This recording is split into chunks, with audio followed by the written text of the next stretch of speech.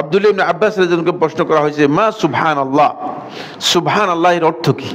সুবহানাল্লাহ বলতে আমরা কি বুঝবো? কারণ সুবহানাল্লাহর মাধ্যমে মূলত আল্লাহ তাআলার তাসবিহের শুরু হয়।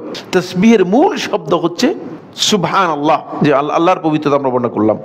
তখন আব্দুল্লাহ ইবনে আব্বাস রাদিয়াল্লাহু আনহু বলেন, ক্বালা, তিনি বলেন, কালিমাতুন রাদিয়াল্লাহু আযজা ওয়া জাল্লা লিনাফসিহি ওয়া আমারা বিহা মালাইকাতাহু ওয়া ফাজআলাহাল আখিয়ারু মিন খালকিহি।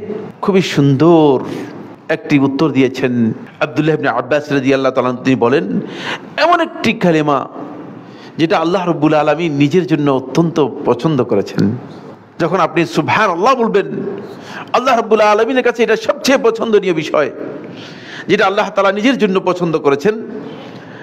ওয়া আমারা বিহা মালাইকাতা, এবং আল্লাহ তাআলার ফেরেশতাদেরকে এটা সব সময় ফেরেশতাদের তাসবিহ হচ্ছে, এটি ফেরেশতাদেরকে নির্দেশ দিয়েছেন।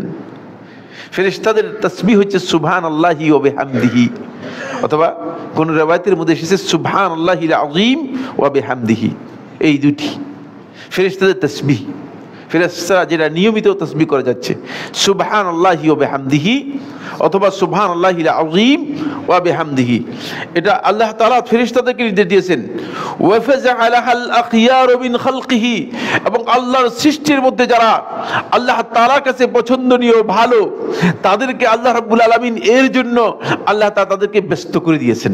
যদি আপনি এর জন্য ব্যস্ত হতে পারেন, সুবহানাল্লাহ এর জন্য ব্যস্ত হতে পারেন, তাহলে আপনি নিশ্চিত হবেন যে আপনি আল্লাহ রাব্বুল আলামিনের তাসবিহ কি করতে পেরেছেন, লাভ করতে পেরেছেন।